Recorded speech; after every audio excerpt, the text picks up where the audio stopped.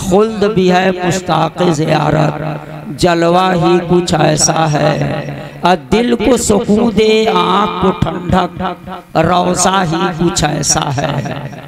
दिल को सुकून दे आँख को ठंडक, रौज़ा ही कुछ ऐसा है। अब फर्शे ज़मीं पर अर्शे बरी हो, लगता ही कुछ ऐसा है। फर्शे ज़मीं पर अर्शे बरी हो, लगता ही कुछ ऐसा है। लौह कलम या अर्शे बरी हो, सब है उसके साए में। लौह कलम या अर्श बरी हो, सब हैं उसके साए में। मेरे बेसाया आका का साया ही कुछ ऐसा है। मेरे बेसाया आका का साया ही कुछ ऐसा है। अर्श मुअल्ला सर पे उठाए, तायर सिदरा आँख लगाए। अर्श मुअल्ला सर पे उठाए, तायर सिदरा आँख लगाए। पत्थर भी किस्मत चमकाएं, तलवा ही कुछ ऐसा है। पत्थर भी किस्मत चमकाएं, तलवा ही कुछ ऐसा है। सिबते नबी है पुश्ते नबी पर, और सजदे की हालत है। सिबते नबी है पुश्ते नबी पर, और सजदे की हालत है। नाना ने तस्बीह बढ़ा दी, आका ने तस्बीह बढ़ा दी, बेटा ही कुछ ऐसा है। आका ने तस्बीह बढ़ा दी, बेटा ही कुछ ऐसा है। ताज को अपने कासा बनाकर हाजिर हैं शाहाने जहां। ताज को अपने कासा बनाकर हाजिर हैं शाहाने जहां। उनकी अता कुछ ऐसी है, सदका ही कुछ ऐसा है। और रब के सिवा देखा न किसी ने, फर्शी हो या अर्शी हो। और रब के सिवा देखा न किसी ने, फर्शी हो या अर्शी हो। उनकी हकीकत के चेहरे पर पर्दा ही कुछ ऐसा है। उनकी हकीकत के चेहरे पर पर्दा ही कुछ ऐसा है। खम है जहां जमशेद सिकंदर, इसमें क्या हैरानी है। खम है जहां जमशेद सिकंदर, इसमें क्या हैरानी है। उनके गुलामों का अख्तर रुतबा ही कुछ ऐसा है। उनके गुलामों का अख्तर रुतबा ही कुछ ऐसा है। एक मर्तबा और झूम कर आप लोग दुरूद शरीफ पढ़ लें। अल्लाह रब्बु मुहम्मदिन सल्लल्लाहु अलैहि वसल्लम, नहनु इबादु मुहम्मदिन सल्लल्लाहु अलैहि वसल्लम। हसरात, मैंने कुरान मुक़द्दस की जिस आयत मुक़द्दसा को आज के लिए सरनामा बयान करार दिया, उसमें रब फरमाता है कसम है ज़माने की, कसम है ज़माने की, वल असर, कसम है ज़माने की, कसम है वक्ते असर की, कसम है वक्ते असर की या नमाज़े असर की। इस तरह से मुफस्सिरीन ने बहुत सारी बातें इसके मुतालिक से रखी। नमाज़े असर की कसम और मुसलमानों असर के वक्त की कसम। आप जानते हैं कि मुसलमानों असर का वक्त वो वक्त है जिसके बारे में नमाजें तो 24 घंटे में 5 वक्त की नमाजें फर्ज हैं, ये सब मुसलमानों को पता है। मगर असर का वक्त वो वक्त है और असर की नमाज वो नमाज है जिसके बारे में कुरान मुक़द्दस के अंदर खास तौर से ताकीद आई है कि बीच वाली नमाज यानी असर की मुहाफ़िज़त करो। हाफ़िज़ू अला सलवाते व सलातिल वुस्ता। मुसलमानों इस आयत में खास तौर से नमाज़े असर की ताकीद आई कि तुम खास तौर से बीच वाली नमाज यानी असर की मुहाफ़िज़त करो। मैं सोच में पड़ गया यार, नमाज तो 5 वक्त की नमाज है। नमाज फज्र भी नमाज है, ज़ोहर की नमाज भी नमाज है, मगरिब और इशा भी नमाज है। मुसलमानों ये सब नमाज ही है, मगर बीच वाली नमाज यानी असर की खास तौर से मुहाफ़िज़त करने को कहा गया। जबकि वही वक्त ऐसा है कि आप चौराहों पे होते हैं, आप चाय खाने में होते हैं, पान की दुकानों पे होते हैं, अक्सर करके उस वक्त लोग इन जगहों पे हुआ करते हैं। और उसी नमाज के लिए खास ताकीद आई है कि खास तौर से बीच वाली नमाज यानी असर की मुहाफ़िज़त करो। मैं कहा नमाज सब नमाज है, इसकी इतनी ताकीद क्यों? उसी वक्त की नमाज की इतनी ताकीद क्यों? बड़ा गौर किया तो गौर करने के बाद पता चला रोजाना फरिश्ते आते हैं और रोजाना फरिश्ते जाते हैं। नए आने वाले फरिश्तों का वक्त आने का असर है और जाने वाले फरिश्तों के जाने का वक्त असर है। जो कल असर के वक्त आए थे वो आज असर के वक्त जाएंगे। मुसलमानों जरा अंदाजा लगाओ, अब बीच वाली नमाज की इतनी ताकीद इसलिए की गई कि वो आने वाले फरिश्ते जो आए, आते आते तुझको रब की बंदगी में पाए, आते आते तुझे नमाज पढ़ते हुए पाए, आते आते तुझे नमाज पढ़ते और रब की बंदगी करते, इबादत करते पाए और अपनी रजिस्टर के पहले ही पन्ने पे तुझको नमाजी लिखे, तुझको इबादत गुजार लिखे, तुझको नेकोकार लिखे। और वही फरिश्ते फिर जब दूसरा असर का वक्त आएगा तो वो उनके जाने का वक्त होगा, तो जाते जाते भी वो तुझे नमाजी देख करके जाए, नमाज पढ़ता हुआ तुझे पाए और रजिस्टर के आखिरी पन्ने पे तुझको नमाजी लिखे। आए थे तो पहले पन्ने पे तुझे नमाजी लिखा और जाते जाते आखिरी पन्ने पे तुझे नमाजी लिखेंगे। इस तरह से तुम उनके रजिस्टर के पहले पन्ने पर भी नेकोकार रहोगे, नमाजी रहोगे, दीनदार रहोगे, परहेजगार रहोगे और रब की इबादत गुजार रहोगे, और उनके आखिरी पन्ने पर भी तुम इबादत गुजार रहोगे, साजिद रहोगे, आबिद रहोगे। इसलिए उसकी इतनी ताकीद आई, खास तौर से बीच वाली नमाज यानी असर की तुम मुहाफिजत, जिंदाबाद जिंदाबाद, सुभान अल्लाह, असर की मुहाफिजत करो। मुसलमानों, कसम है जमाने की। किस जमाने की? तो अंबियाए किराम का जमाना बड़ा अच्छा, बड़ा मोहतरम। मगर किसके जमाने की? अगर कह दिया जाए आदम अलैहिस्सलाम के जमाने की कसम, तो हो सकता है कोई कहे हजरत शीश अलैहिस्सलाम के जमाने की कसम क्यों नहीं। अगर उनका नाम ले लिया जाए तो कोई कहे हजरत मूसा अलैहिस्सलाम के जमाने की कसम क्यों नहीं।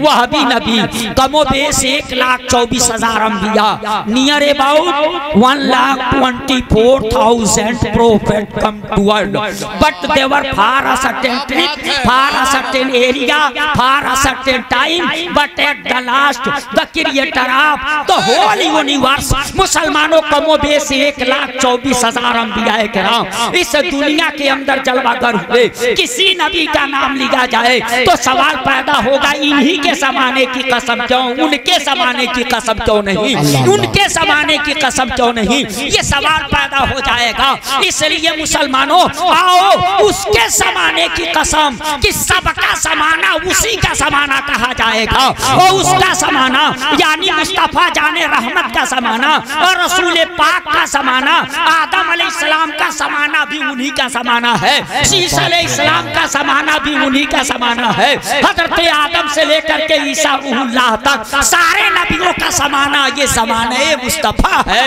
ये मुस्तफ़ा का ज़माना है। मुस्तफ़ा के ज़माने की कसम, मुस्तफ़ा का भी ज़माना कई, अल्लाह अल्लाह। एक मुस्तफ़ा का ज़माना नबूवत, दूसरा मुस्तफा का ज़माने ज़ुहूर। ज़माने नबूवत कब शुरू हुआ? कब शुरू हुआ? तो याद कीजिए, जब किसी ने पूछा मता वजबत लका नबूवा, ऐ मेरे आका आप पर नबूवत कब वाजिब हो गई, कब लाजिम हो गई, आप पर नबूवत कब लाजिम हो गई? तो मेरे आका ने फरमाया था कुंतु नबियों आदम बैनल माए वत्तीन, मैं तो उसी वक्त नबी था, उस वक्त नबी था जब आदम अलैहिस्सलाम आबो गिल की मंजिलें तय कर रहे थे, अभी मिट्टी मिट्टी और पानी के दरमियान थे, यानी अभी आदम नहीं बने हैं मगर मुस्तफा का ज़माना नबूवत है। मुसलमानों अब उसे ज़माने का नाम लेने में भी सोच रहा हूँ, क्योंकि वो ज़माना कैसे होगा? ज़माना पैदा होता है गर्दिशे लैलो नहार से, ज़माना पैदा होता है गर्दिशे अफलाक से, ज़माना पैदा होता है शम्सो कमर की गर्दिश से। मगर मुस्तफा उस वक्त नबी थे जब न जमीन थी न समान था, न मक्की थी न मक्का था, न जमीन थी न आसमान था, न चाँद था न चांदनी थी, न सूरज था न रोशनी थी, कुछ नहीं था। न आदम थे न आदमियत थी, न मूसा थे न जलाल था, न ईसा थे न मसीहाई थी, न लूत थे न उनकी हिकमत थी, न हजरत अय्यूब थे न उनका सब्र था, न हजरत इब्राहिम थे न उनकी खुल्लत थी, न हजरत इस्माइल थे न वो इशार का जज्बा था। मुसलमानों कुछ नहीं था मगर उस वक्त मेरे आका थे, और सिर्फ थे नहीं नबी थे। जिंदाबाद जिंदाबाद, सुभान अल्लाह सुभान अल्लाह। उस वक्त नबी थे जब कुछ नहीं था। मेरे आका फरमाते हैं मैं उस वक्त नबी था जब आदम अलैहिस्सलाम मिट्टी और पानी के दरमियान थे, अभी आबो गिल की मंजिलें तय कर रहे थे, मैं उस वक्त नबी था। मुसलमानों तो वो ज़माना भी मेरे आका का ज़माना, और उस वक्त से लेकर के अब तक ये सारा ज़माना मेरे आका का ज़माना है, और आज से लेकर क़यामत तक ये सारा ज़माना मुस्तफ़ा का ज़माना, क्योंकि मुस्तफ़ा को रब्बे कायनात ने आलम के लिए रहमत नहीं आलमीन के लिए रहमत बनाया है। Muhammad is peace be upon him mercy for the whole universe.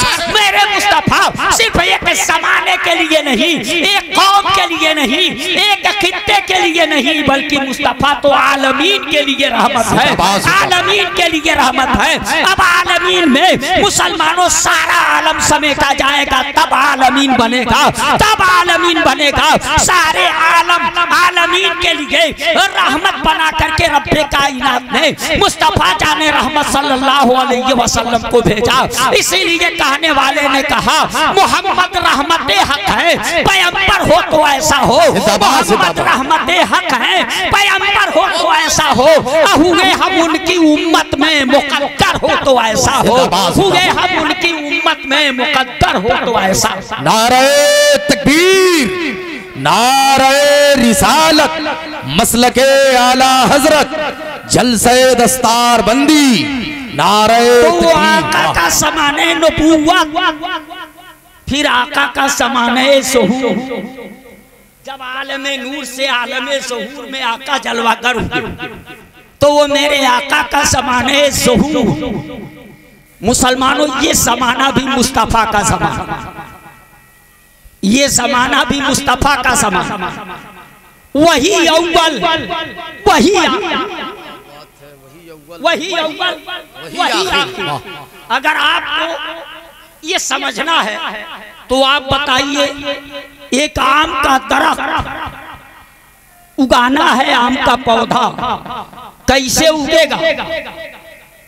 जमीन खोदो, जमीन तैयार करो, और जमीन तैयार करके उसमें सोने का टुकड़ा गाड़ दो, आम का पौधा निकलेगा ना उससे। सोने का टुकड़ा गाड़ो, आम का पौधा नहीं निकलेगा। हीरे का टुकड़ा, इससे नहीं। आम का पौधा निकलेगा कैसे? आम का पौधा कैसे निकलेगा? आम की गुठली गाड़ो, आम की गुठली गाड़ो, और उससे निकला आम का पौधा, तरक्की किया, बढ़ा, परवान चढ़ा, निकला था तो बड़ा नाजुक था, बारिश शबनम को भी बर्दाश्त नहीं कर पा रहा था, उसकी कमर लचक जा रही थी। मगर मुसलमानों धीरे धीरे वो बढ़ा, परवान चढ़ा, तनावर दरख्त हुआ, उसमें डालियां निकली, टहनियां निकली, पत्तियां लगी, फूल लगे, फल लगे। एक दिन ऐसा आया जब उसमें फल लगा तो वो गुठली गाड़ने वाला, पौधा लगाने वाला वाला मारे खुशी के झूमने लगा। मैं पूछा आखिर इतना खुश क्यों नजर आ रहे हो? तो उसने कहा यही तो मेरा मकसद था। मकसद उसे ही कहते हैं जो तसव्वुर में पहले हो और वजूद के एतबार से बाद में हो। मुसलमानों, ये आपका दारुल उलूम, ये जब यहाँ वजूद डाला गया तो पहले लोगों के तसव्वुर में था कि मदरसा बनेगा, वो मदरसा बनेगा, दरसगाह बनाएंगे, बिल्डिंग बनाएंगे, बच्चे आएंगे, उलमा आएंगे, तालीम हासिल करने के लिए बच्चे आएंगे। ये पहले तसव्वुर में था, मगर बिल्डिंग नहीं थी, इमारत नहीं थी, बच्चे नहीं थे, उलमा नहीं थे, मुदर्रिसीन नहीं थे, मुतअल्लिमीन नहीं थे, मगर तसव्वुर में था, तसव्वुर में था। तो मुसलमानों, मकसद उसे कहते हैं जो तसव्वुर में पहले हो, वजूद के एतबार से बाद में पाया। जिंदाबाद जिंदाबाद, वो मकसद होता। उसने कहा यही तो मेरा मकसद था, अब मैं मकसद को पाया हूं, मकसद के करीब पहुंचा, अब उसमें फल लग गए। मगर फल बड़ी तेजी के साथ, अब उसमें से एक एक फल को तोड़ना शुरू किया। बड़ा हो गया, पक गया, एक एक को तोड़ना शुरू किया, चाकू से चाक करना शुरू किया। और जिस फल को काट रहा है आम के, उसके अंदर से क्या निकल रहा है? सोने का टुकड़ा। क्या निकलेगा? आप लोग हासिल नहीं है क्या? यहाँ रह करके भी गैर हासिल नहीं। इतनी मोटी बात पूछ रहा हूं। उस आम को काटा, क्या अंदर निकला? सोने का टुकड़ा। क्या चीज? वो गुठली। जैसे ही गुठली देखा, मैं सोचा या अल्लाह, ये मामला क्या है? ये तो इतना पहले जमीन में गाड़ा था, वो नीचे वाली चीज ऊपर कैसे आई? वो नीचे वाली चीज ऊपर कैसे गई? मैं परेशान हो गया।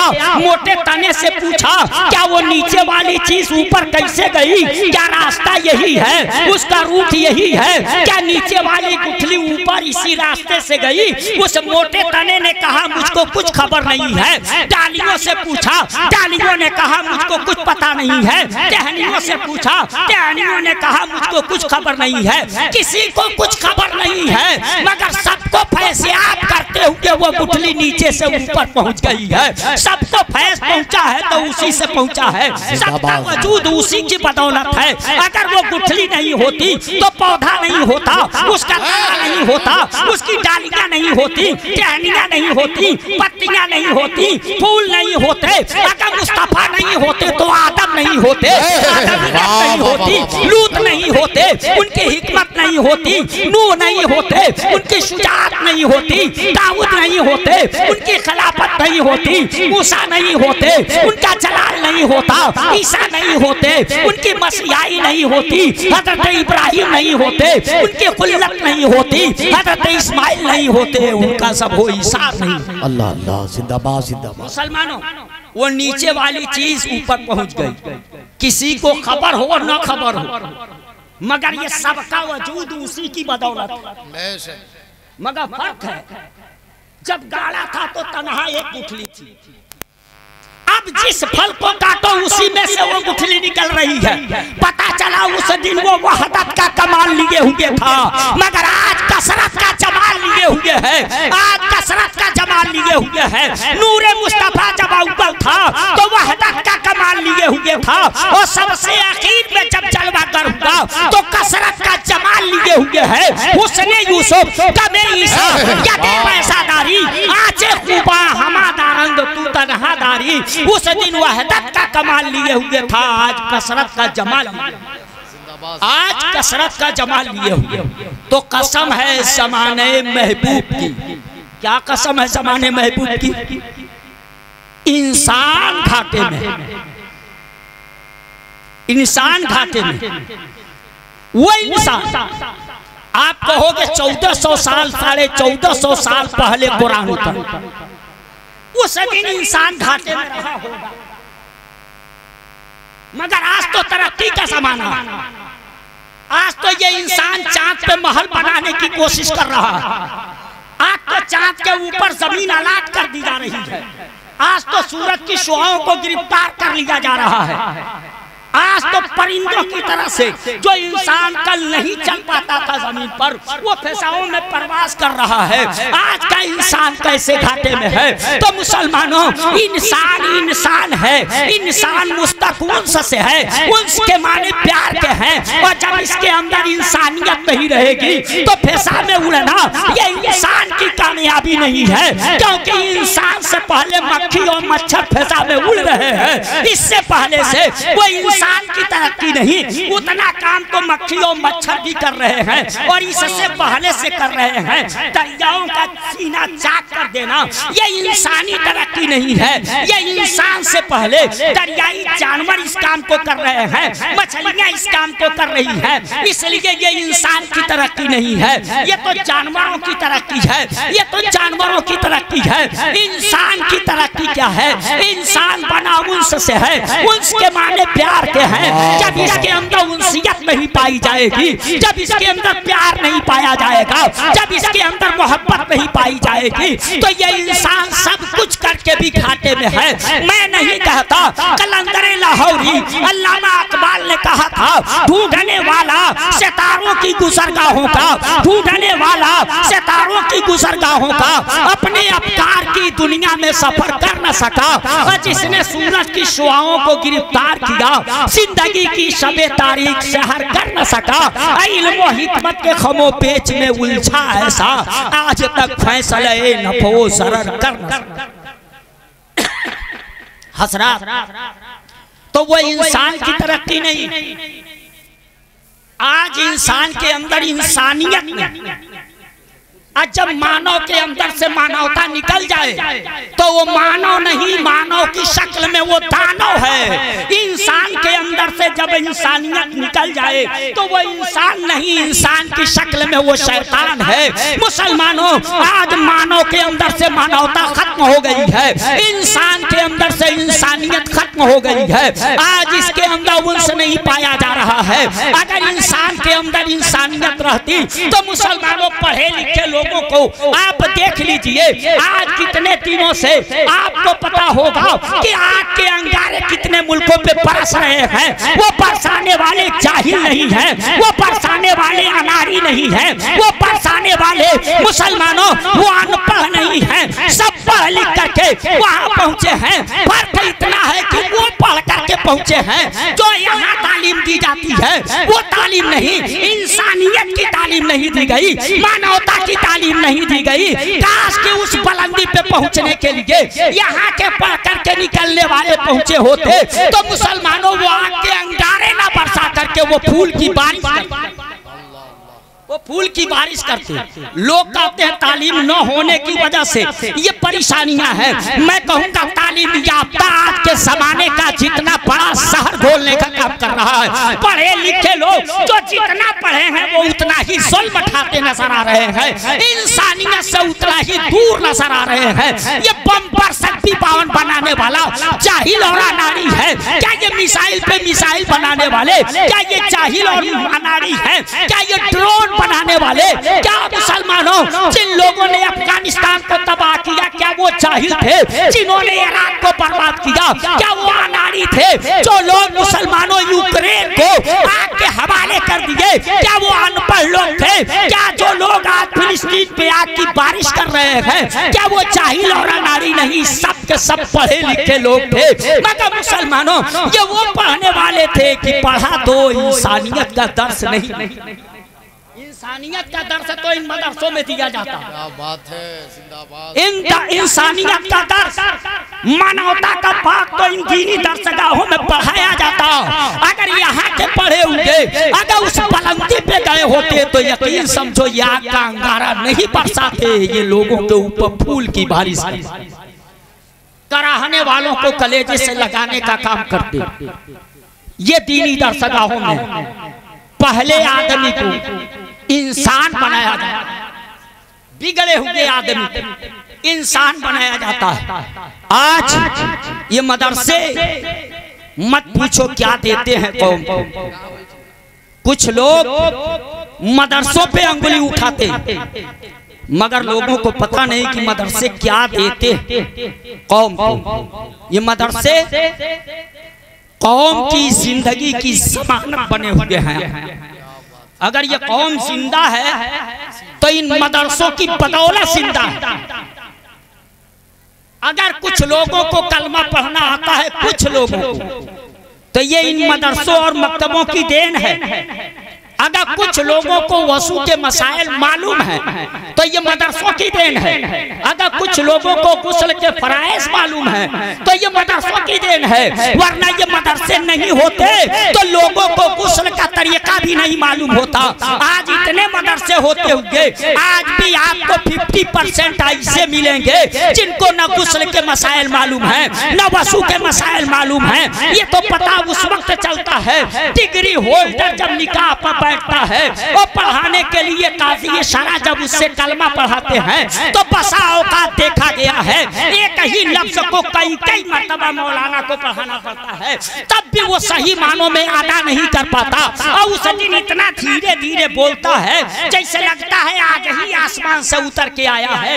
ये तेज बोलता नहीं है, ये शराफत का पुतला है, इससे कोई खता नहीं होती। लोग कहते हैं बड़ा शरीफ है, बड़ा धीरे से। मैं कहा धीरे से नहीं बोल, वो शराफत की बुनियाद पे नहीं बोल रहा।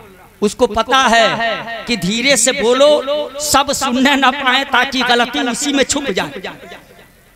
उसको इत्मीनान नहीं है कि मुझको सही सही याद है, तो चाहता इतना धीरे से बोलो कि अपने ही सुन के रह जाओ। ना लोग सुनेंगे ना मेरी गलती पकड़ में आएगी, ना लोग कहेंगे फला के बेटे को कलमा तक नहीं। वो अपना ऐब छुपाने के लिए उसे दिन फरिश्ता शपथ बन जाता है। इतनी आहिस्ता बोली से बोलता है। मुसलमानों सरा अंदाजा लगाओ, जब इतने मदरसे हैं तो आज ये हाल है। जब ये मदरसे नहीं होते तो कितने % लोगों को कलमा याद होता, कितने % लोगों को ये मसाइल मालूम होते? नहीं मालूम होते। मुसलमानों ये मदरसे हैं, यही वजह है लोगों की निगाहें इन मदरसों पे उठी हैं। मगर मुसलमानों ये मदरसे कौम के भी वफादार बनाते, मुल्क के भी वफादार बनाते, इंसानियत का दर्स देते हैं, मानवता का पैगाम देते हैं। ये इंसान को इंसान होने की बुनियाद पे जीने का हक देते हैं, जीने का हक देते हैं। मैं आपसे कहना चाहूंगा ये मदरसों को लोग कहते हैं क्या देते इस तरक्की के जमाने में। मैं कहूंगा मदरसे तो आपको वो देते हैं जिसका जवाब दुनिया आज भी नहीं दे पा रही, आज भी लोग नहीं दे पा रहे। उसके लिए मैं आपको बताऊं क्या देते ये मदरसे। मदरसों में तो आप देखेंगे ना तो 75% वो बच्चे पढ़ने आते हैं जिनके घर की हालत बद से बदतर। उसमें लोग सोचते हैं चलो मदरसे में जाएगा तो वही पल जाएगा, हमारा बोझ हल्का हो जाएगा, खाने को भी मिल जाएगा, पीने को भी मिल जाएगा, पहनने को भी मिल जाएगा, हमें किताब भी नहीं देना पड़ेगा, हमें कॉपी भी नहीं देना पड़ेगा, हमें साबुन तेल भी नहीं देना पड़ेगा। कहीं बीमार पड़ गया तो मदरसे वाले इलाज भी करेंगे। होता है मदरसे वाले ये सब कुछ करते, कॉपी भी देते, उनकी लाइट का इंतजाम करते, किताब का इंतजाम करते, खाने का इंतजाम, पीने का इंतजाम, पहनने का इंतजाम, रहने का ये सब कुछ।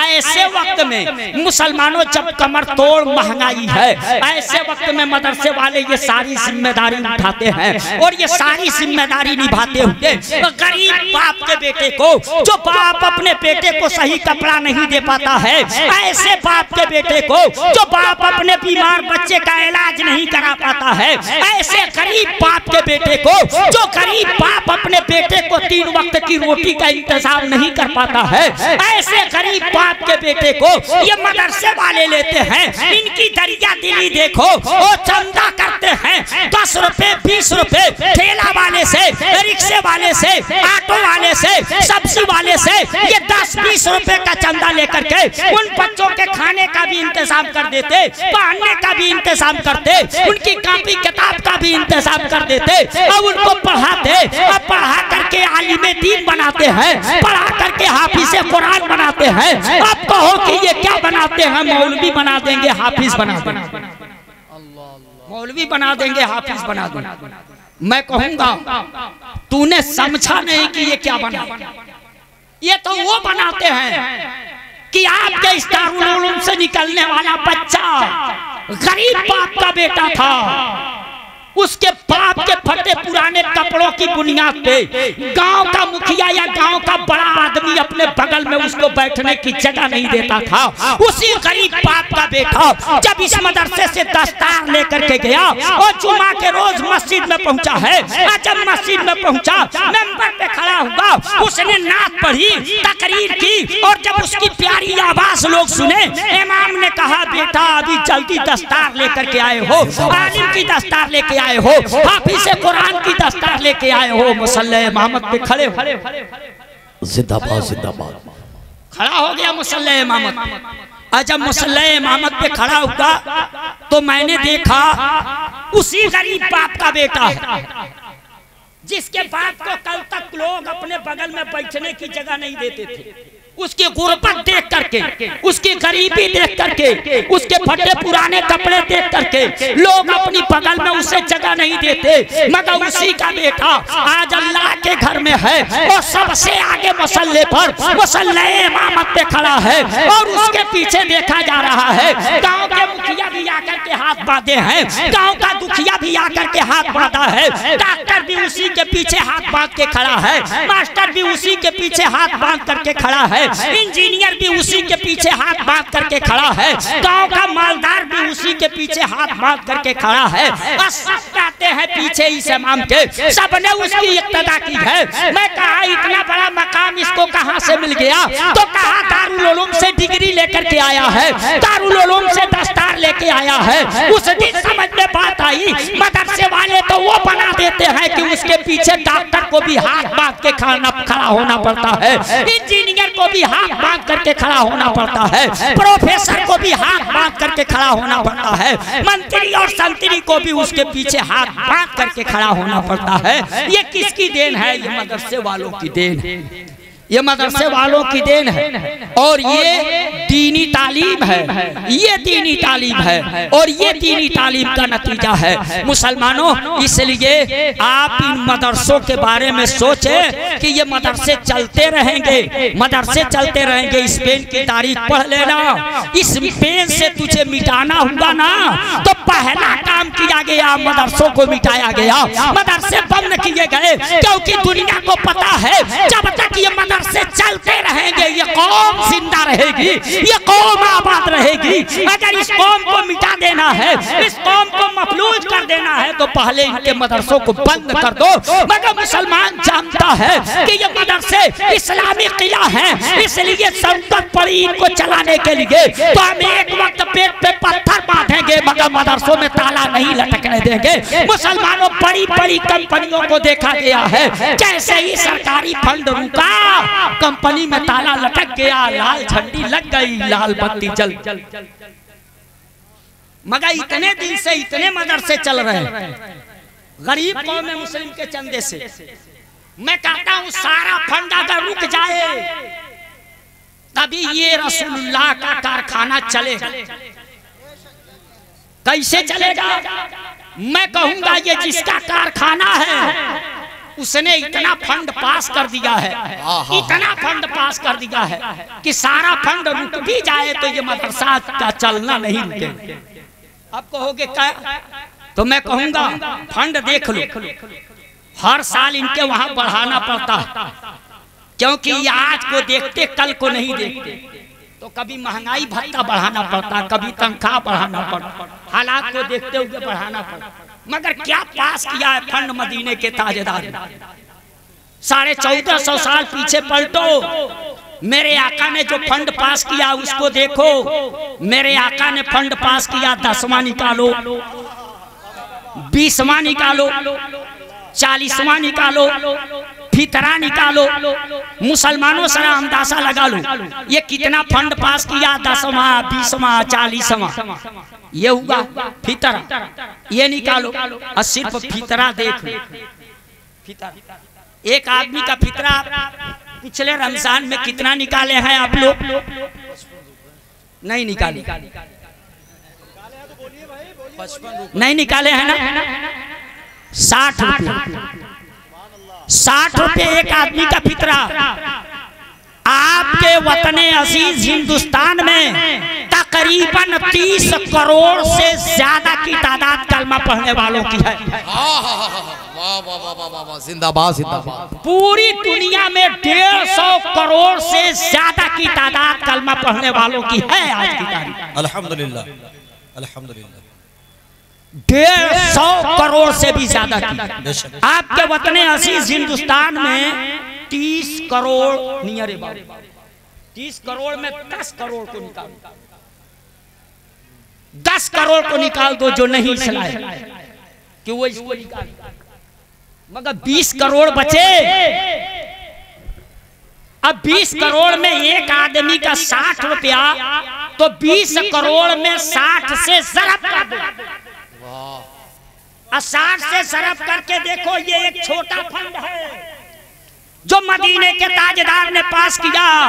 अगर वो सारा फंड इकट्ठा कर दिया जाए तो कितनी यूनिवर्सिटी सिर्फ और सिर्फ उस एक फंड से चल सकती है। और मेरे आका ने 10वां पास किया, मेरे आका ने 20वां पास किया, मेरे आका ने 40वां पास किया। मैं कहता हूँ मुसलमानों, मदरसे चले तो क्या चले, आज गरीबी मिटाने के नारे बहुत लिखे जाते और नारे बहुत लगाए जाते, मगर मैं कहता हूँ सिर्फ अगर गरीबी मिटाना है तो तुम गरीबी ना मिटा सके, गरीबों को तूने मिटा के रख दिया। अगर गरीबी मिटाना है तो पैगंबर के पास किए हुए कानून को नाफिज कर दो। सब अपने माल का 10वां निकालेंगे, सब अपने माल का 20वां निकालेंगे, सब अपने माल का 40वां निकालेंगे और निकाल करके किसको देंगे? मुल्क के गरीबों को देंगे। 5 साल ऐसा कर लो, तेरे मुल्क में कोई गरीब नजर नहीं आएगा, हो जाएगी। ये मदीने के ताजदार। नारे तकबीर, नारे रिसालत, नारे रिसालत, कानून मुस्तफा, कानून मुस्तफा, जिंदाबाद, कानून शरीयत, जिंदाबाद, कानून शरीयत, जिंदाबाद, नारे तकबीर, नारे रिसालत। शिक्षा को आम किया जा रहा है, बहुत अच्छा पैगाम, मगर आज भी गरीब बाप का बेटा पढ़ नहीं पा रहा है। किताबें इतनी महंगी कर दी गई, कल एक किताब से बाप भी पढ़ लेता था और वो किताब महफूज रहती थी तो उसी से उसका गरीब बेटा भी पढ़ लेता था। मगर मुसलमानों, आज हर साल किताबें बदली जा रही हैं। बाप की किताब बेटा क्या पढ़ेगा, भाई की किताब दूसरा भाई नहीं पढ़ेगा। मजबूर कर दिया गरीबों को। गरीब किताब नहीं खरीद पाता, शिक्षा को आम किया जा रहा है, एजुकेशन को आम किया जा रहा है। गरीब बाप का बेटा जिसके कपड़े फटे पुराने हैं, आज कॉलेज में एडमिशन के लिए जाता है तो धक्का खा करके चला आता है। तू फीस कहाँ से जमा करेगा, किताब कहाँ से खरीदेगा, तेरे पास कपड़े सही नहीं है तो इसमें कैसे पढ़ेगा। और वही वहाँ से ठोकर खा के आया और रोते हुए आ रहा था। सदरे जलसा अल्लामा खुश मोहम्मद साहब की नजर पड़ी, फूल जैसा चेहरा मुरझाया है। पूछा बेटा ये फूल जैसा चेहरा क्यों मुरझाया है? क्या पढ़ने की ख्वाहिश थी, पढ़ने की तमन्ना थी, गया था मगर मेरा एडमिशन नहीं हुआ, धक्का दे करके हमको हटा दिया गया। तो उन्होंने कहा अरे देख, सारे अमीरों के दरवाजे बंद हो सकते हैं मगर गरीबों के आका मुस्तफा का दरवाजा कल भी खुला था और आज भी खुला था। अल्लाह के घर में चल, गरीबों के लिए आज भी दरवाजे खुले। जिंदाबाद, नारे तकबीर, नारे रिसालत, मदारिस अरबिया, मदारिस अरबिया, मदारिस अरबिया, तालीम इस्लाम, तालीमुल कुरान। सुभान अल्लाह, सुभान अल्लाह। जैसे ही उस बच्चे की अंगुली पकड़ करके लेके चले, उसका गरीब बाप मिला रास्ते। मौलाना साहब कहाँ लेके जा रहे? कहा ये लड़का पढ़ना चाहता, मदरसे में ले जा। कहा कैसे पढ़ेगा? मैं किताब नहीं दे पाऊंगा, कॉपी नहीं दे पाऊंगा, कपड़ा नहीं दे पाऊंगा, बीमार पड़ेगा तो इलाज नहीं करा पाऊंगा, पढ़ेगा कैसे? कहा अरे तू कुछ नहीं दे पाएगा मगर जिसके घर जा रहा है ना वहाँ सब कुछ बेशक बेशक, जिंदाबाद। क्योंकि किसी दुनियादार के घर नहीं जा रहा है, महबूबे परवरदिगार के घर जा रहा है। पता चला दुनिया वालों, तेरा गरीबी मिटाना भी देख लिया और पैगंबर को गरीबों को कलेजे से लगाना भी देख लिया। आज दुनिया देख रही है, मेरे आका कल भी गरीबों को कलेजे से लगा लगाए थे और आज भी गरीबों को कलेजे से लगाया जा रहा है। आज भी उन्हीं के घर में गरीबों को परवरिश मिल रही है, उन्हीं के घर में तालीम मिल रही है। जो उनके घर से निकल करके जाता है वही कौम का इमाम बन करके जाता है, वही कौम का मुक्तदा बन करके जाता है। ये दीनी दरसगाह है, ये हमारे दीनी मदारिस है, ये उनका काम है। मैं वक्त बड़ा कम लेकर के आया था, इसलिए मैं चाहा बड़ी तेजी के साथ मैं अपनी बात आपके गोश गुजार करूं। मेरी बात समझ में आई होगी, आप लोगों को समझ लेना चाहिए मदरसा हमारे लिए कितना जरूरी है ना। जब मदरसा जरूरी है तो कुछ न करो, ईमानदारी से जो फंड पास हुआ है उसको निकालो। जी जी जी, ईमानदारी से वो 10वां निकाल दो, 20वां निकाल दो। यहाँ तो हाल ये है ना कि रमजान के महीने में ज़कात फितरा निकाल दो, मगर कुछ लोगों को देखा गया 2, 4, 5 रसीद कटवा दी और सामने लटका दिया। जब अल्लामा खुश मोहम्मद साहब के मदरसे से कोई पहुंचा, कहा मौलाना साहब आपका मदरसा तो हकदार है मगर जरा देर करके देखिए ना, सब दे दी, जोड़ा कुछ नहीं। ये नहीं बताया कितना बैंक बैलेंस है, ये नहीं बताया जीवन बीमा में कितना है। आज नतीजा निकला सहारा ने कितनों को बेसहारा कर दिया, सहारा ने कितनों को बेसहारा कर दिया।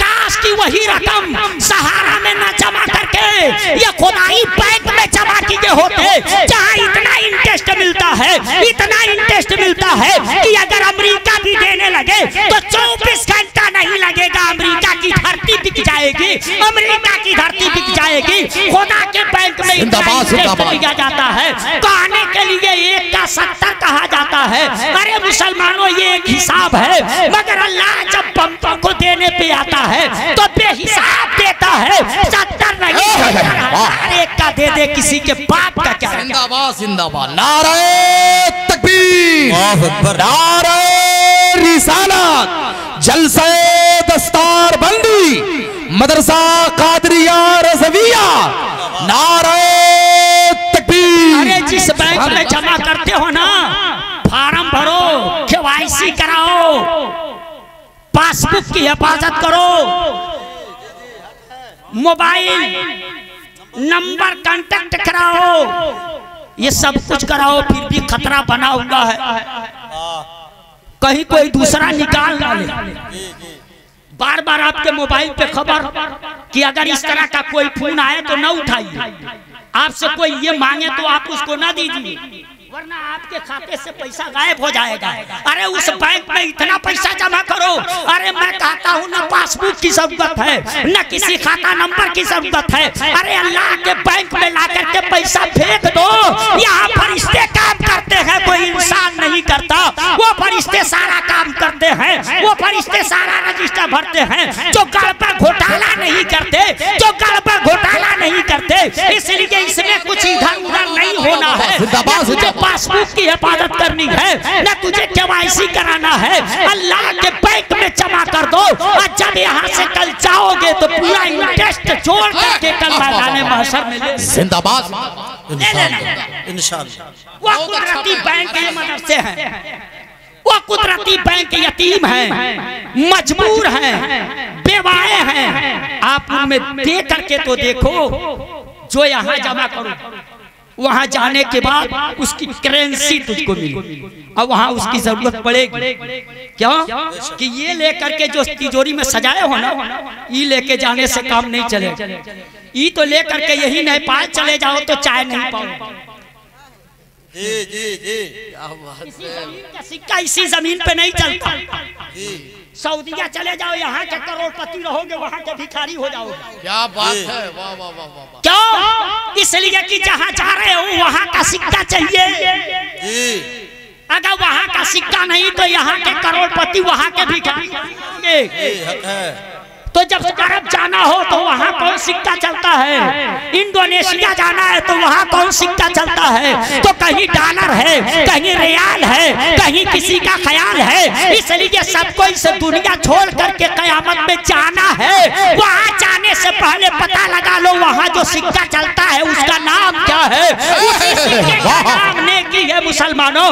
इसलिए जितना यहाँ कमाओ सारा पैसा खुदा के बैंक में जमा करके वहाँ का पैसा ले लो, वहाँ का सिक्का ले लो, ताकि कल जब वहाँ जाओ तो मोहताज ना होना पड़े। क्या बात है, बहुत वहाँ का सिक्का ले लो। एक साहब कहने लगे हाजी साहब गए थे तो उनका 3 लाख में काम चल गया, तुम भी बता दो हम कितना बदलवा लें ताकि मेरा भी काम चल जाए। मैं कहा हाजी साहब ने कहा था हमको 35 दिन से 40 दिन लगेंगे, तो जोड़ के उसने बता दिया कि 3 लाख बदल लो काम चल जाएगा। तुम भी जोड़ करके बताओ ना कितना दिन वहाँ कितना दिन रहना है। कहा हम नहीं बता पाएंगे कितना दिन रहना है, हमेशा वही रहना। मैं कहा जब हमेशा वही रहना है तो हिसाब करने की क्या जरूरत है। अरे कमाओ हलाल खाओ और जितना बचे सब वही मनी ऑर्डर कर दो, सब वही मनी ऑर्डर कर दो ताकि जाने के बाद वहाँ की करेंसी तुझको मिल जाए। खूब की सैरे चमन फूल चूने साथ रहे, बाग माँ जाता हूँ मैं गुलशन तेरा आबाद रहे। वाखरो दवाना अनिल हम्दुलिल्लाह रब्बिल आलमीन अस्तगफिरुल्लाह रब्बी मिन कुल्ली ज़ंबि व अतूबु अलैहि। अस्सलाम।